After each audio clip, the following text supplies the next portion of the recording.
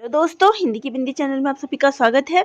तो दोस्तों, आज के इस वीडियो में आप सभी के लिए टीचिंग एप्टीट्यूड यानी कि शिक्षण अभिक्षमता से महत्वपूर्ण प्रश्न उत्तर जो है लेके आई हूँ। तो आप किसी भी परीक्षा की तैयारी कर रहे हो, चाहे आप नेट की प्रिपरेशन कर रहे हो, चाहे आप यूपीएचएससी या फिर केवीएस, तो कोई भी ऐसी परीक्षा की आप तैयारी कर रहे हो तो आप सभी के लिए ये सारे प्रश्न बहुत ही महत्वपूर्ण हैं। सारे ही प्रश्न काफ़ी अच्छे हैं, तो इनको ज़रूर देखिए। तो चलिए, पहला प्रश्न है, छात्रों के निम्नलिखित में से किस गुण को आप सर्वाधिक महत्वपूर्ण मानते हैं? तो स्वतंत्र रूप से विचार करना, कि छात्र अगर स्वतंत्र रूप से किसी भी चीज़ पर विचार करेंगे तो ये सबसे अधिक महत्वपूर्ण गुण माना जाता है। अगला है, आपके विचार में शिक्षा क्या है? तो शिक्षा क्या है? समाज सुधार का साधन एवं माध्यम है, यानी इसके द्वारा किसी को भी सुधारा जा सकता है। अगला है, अध्यापक के लिए निम्नलिखित में से क्या आवश्यक है? तो एक अध्यापक के लिए अपने विषय का जो है पूरा ज्ञान सर्वाधिक महत्वपूर्ण माना जाता है। चलिए, अगला है, आपके विचार में शिक्षा का उद्देश्य क्या है? तो शिक्षा का उद्देश्य क्या है? बालक में आत्मविश्वास पैदा करना है तो सही है। बालक को बुराइयों से बचाना है तो ये भी सही है। बालक को ज्ञान देता है तो ये भी बात सही है। तो यहाँ ऑप्शन डी जो है वो इसका उत्तर हो जाएगा। शिक्षा के उद्देश्य ये सारे होते हैं। अगला है, क्या आप मानते हैं कि दंड देने से छात्र सुधर जाते हैं? तो नहीं, इससे उनमें क्या होता है, एक प्रतिरोध की भावना जो है उत्पन्न हो जाती है। अगला है, एक शिक्षक को ज्ञान के अलावा अपने विद्यार्थियों को और क्या सिखाना चाहिए? तो लक्ष्य प्राप्ति के लिए अथक प्रयास कैसे करना चाहिए, ये सिखाना चाहिए। अगर कोई विपरीत परिस्थितियां आ जाए तो उसमें संयम और संतुलन नहीं खोना है, ये सिखाना चाहिए। इसके साथ ही समय का सदुपयोग सिखाना चाहिए। तो हम चले जाएंगे ऑप्शन डी के साथ। तो चलिए, अगला प्रश्न लेते हैं, बाल मनोविज्ञान का अध्ययन किसके लिए सर्वाधिक आवश्यक है? तो बाल मनोविज्ञान देखिए, माध्यमिक शिक्षक के लिए, जो माध्यमिक स्तर पे पढ़ाते हैं उनके लिए सर्वाधिक महत्वपूर्ण है। देखिए, प्राथमिक स्तर पे तो बालक बहुत ही छोटे होते हैं, लेकिन और विश्वविद्यालय में तो कोई प्रॉब्लम ही नहीं। माध्यमिक स्तर इसलिए महत्वपूर्ण होता है क्योंकि ये ग्रोविंग स्टेज होता है। जब छात्र जो है वो बढ़ते हैं तो उसमें कई तरह की भावनाएं, कई तरीके का विकास जो है उत्पन्न होता है। तो ऐसे में उनके बारे में जो जानकारी है वो प्राप्त होना चाहिए कि उनके साथ उनको हैंडल कैसे करेंगे। चलिए, अगला प्रश्न है, आपके विचार से शिक्षा में हो रहे ह्रास को रोकने के लिए क्या आवश्यक है? अगर शिक्षा में कोई ह्रास हो रहा है तो इसके लिए क्या आवश्यक है? अध्यापकों द्वारा नियमित कक्षा शिक्षण। तो अगर अध्यापक रोज नियमित रूप से पढ़ाएंगे तो ये सर्वाधिक उपयुक्त होगा। अगला है, सर्व शिक्षा अभियान की शुरुआत किस वर्ष की गई थी? तो ये सन 2000 से लेके 2001 के बीच शुरू की गई थी। अगला प्रश्न है, पाठशाला जिस समुदाय के बच्चों के लिए होती है उसकी आवश्यकता के अनुरूप ही पाठशाला की पाठ्य चर्चा भी होनी चाहिए। यानी कि अगर पहली कक्षा के लिए हो रही है तो उसी के अनुसार पुस्तक भी होनी चाहिए, पाठ्य चर्चा उसी प्रकार से शुरुआत भी उसकी होनी चाहिए। अगला है, जो छात्र कक्षा में निरंतर प्रश्न पूछते रहते हैं उन्हें क्या करना चाहिए? उन्हें लगातार प्रश्न पूछने के लिए प्रोत्साहित करना चाहिए कि वो इसी प्रकार से प्रश्न करें, डरे नहीं। अगला है, शिक्षा के स्वरूप के संबंध में आपके क्या विचार हैं? तो शिक्षा क्या है? सभी को मिलनी चाहिए। शिक्षा ऐसी हो जो व्यक्ति को आगे चलकर स्वावलंबी बनाए, तो ये भी बात सही है।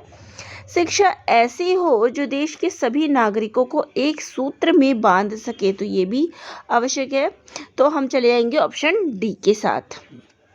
अगला है, यदि कोई छात्र आपसे किसी दूसरे अध्यापक की निंदा करता है तो हम क्या करेंगे, उस अध्यापक के बारे में उससे पूछेंगे कि वो ऐसा क्यों कर रहा है।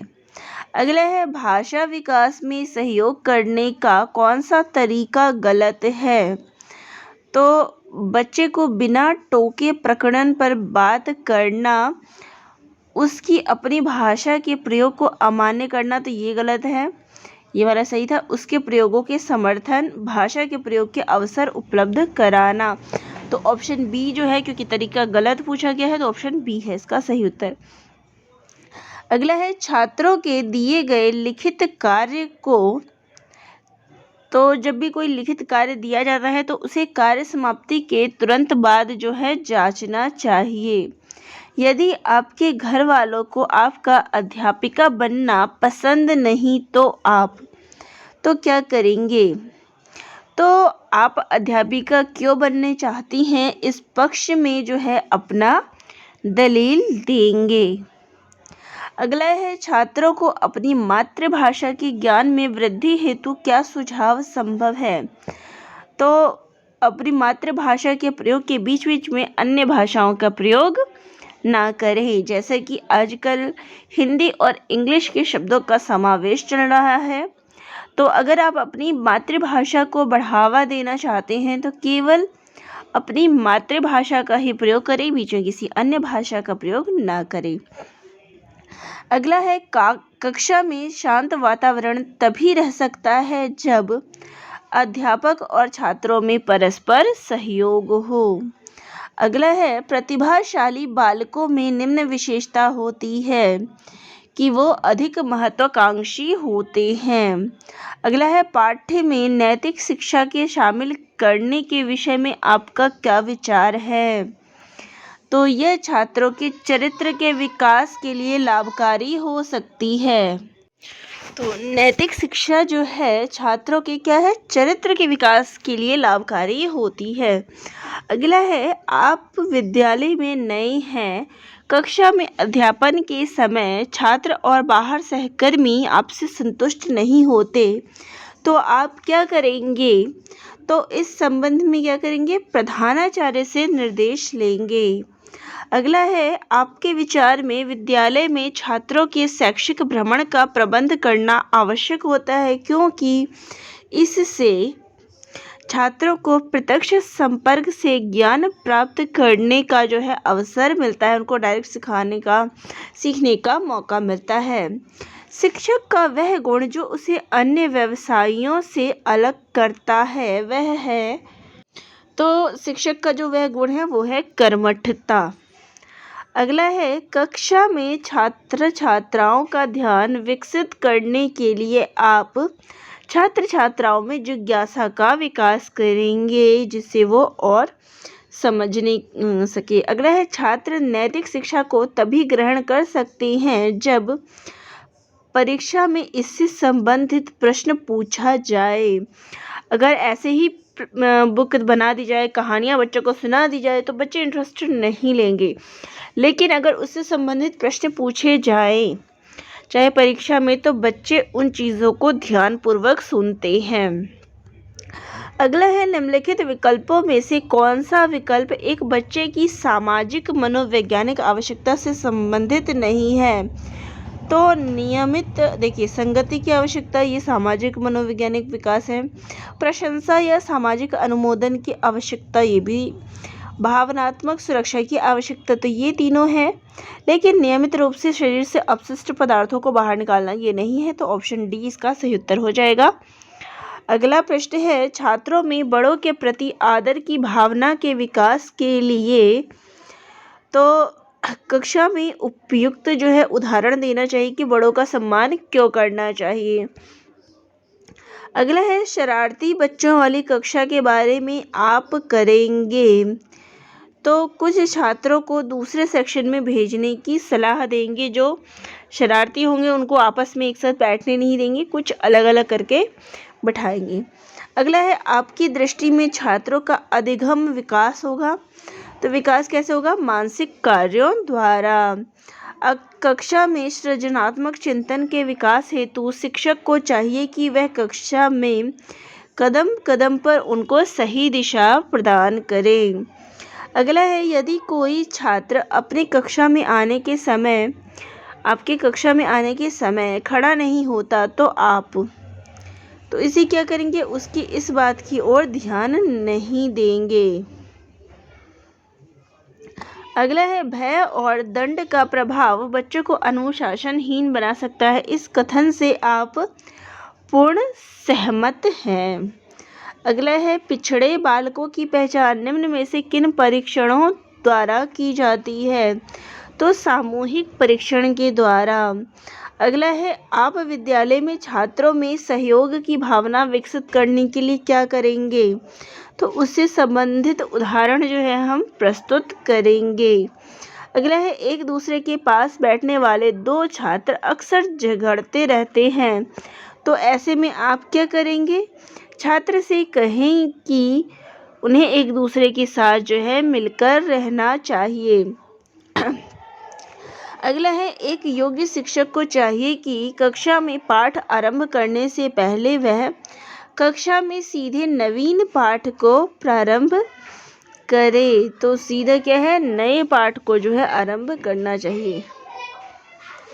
अध्यापक कार्य में एक अध्यापक को तब परेशानी अधिक होती है जब कक्षा में छात्रों की संख्या बहुत अधिक होती है। अगला है, आप कक्षा में कुछ बालक निरंतर प्रश्न पूछते हैं, बताइए आप उनके साथ कैसा व्यवहार करेंगे? तो आप जो है उनके प्रश्नों को शांतिपूर्वक सुनेंगे और फिर उनका उत्तर और जो है तो ऐसा नहीं है कि अगर आपसे प्रश्न पूछा जा रहा है तो आप नहीं सुनेंगे, तो आप जो है उनको शांत रहने के लिए कहेंगे कि पहले वो शांत रहे, फिर जो है क्योंकि बार बार प्रश्न पूछने से भी डिस्टर्ब होता है, तो इसलिए आप उनको शांत रहने कहेंगे। अगला है, हमारे देश के संविधान में किसके लिए निःशुल्क और अनिवार्य शिक्षा की व्यवस्था है? तो सभी छात्रों के लिए जो है ये व्यवस्था की गई है। अगला है, अपने विद्यार्थियों में स्व अनुशासन विकसित करने के लिए आप उन्हें कुछ उत्तरदायित्व देंगे। अगला है, शिक्षक द्वारा कक्षा में डांट पड़ने पर छात्र यदि घर पर आकर अपनी छोटी बहन पर गुस्सा इजहार करता है तो यह किसका उदाहरण बनता है? तो ये उदात्तीकरण का उदाहरण बनता है। अगला है, अध्यापक कार्य में एक अध्यापक को तब अधिक परेशानी होती है जब कक्षा में छात्रों की संख्या जो है अधिक हो, तो अध्यापक को परेशानी होती है। अगला है, विकलांग बच्चा पहली बार विद्यालय आता है तो एक शिक्षक को निम्नलिखित में से क्या करना चाहिए? सहयोगी योजना विकसित करने के लिए बच्चे के अभिभावकों के साथ जो है इसकी चर्चा करनी चाहिए। अगला है, पढ़ाते समय कक्षा में शोर हो रहा है तो शिक्षक को किस प्रकार का आदेश देना चाहिए? तो शोर के समय क्या करेगा? वो चेतावनी दे सकता है। अगला है, शिक्षक को प्रत्येक छात्र के साथ किस प्रकार का व्यवहार करना चाहिए? तो मित्र की तरह जो है व्यवहार करना चाहिए। एक अध्यापक के रूप में शिक्षक अभिभावक एसोसिएशन में आप क्या करेंगे? तो उसमें हम सक्रिय भाग लेंगे। अगला है, कक्षा में बच्चों की शारीरिक भाषा पर नज़र रखने से हम यह जान सकते हैं कि कौन बच्चा जो है पढ़ाई में ध्यान नहीं लगा रहा है। अगला है, छात्रों का विश्वास प्राप्त करने हेतु शिक्षक को उनके साथ कैसा व्यवहार करना चाहिए? मित्र जैसा व्यवहार करना चाहिए। अगला है, आपकी दृष्टि में अध्यापन व्यवसाय है तो व्यवसाय कब है ये? तो ट्यूशन के द्वारा भारी धन कमाने का। अगला है, डैश छात्र में रुचि उत्पन्न करने की कला है, तो सहानुभूति जो है छात्र में अनुशासन उत्पन्न करने की कला है। तो चलिए आज के वीडियो में इतने ही प्रश्न लेते हैं और बाकी नेक्स्ट वीडियो में आपके और प्रश्नों को मैं इसी प्रकार से लूँगी जो कि शिक्षण अभिक्षमता पर आधारित होंगे। तो आप सभी को ये प्रश्न कैसे लगे कमेंट करके ज़रूर बताइएगा। किसी टॉपिक पे चाहते हैं कि वीडियो बनाया जाए तो वह भी कमेंट कर दीजिएगा। और वीडियो अगर अच्छी लगती है तो चैनल को सब्सक्राइब करना ना भूलिएगा। धन्यवाद।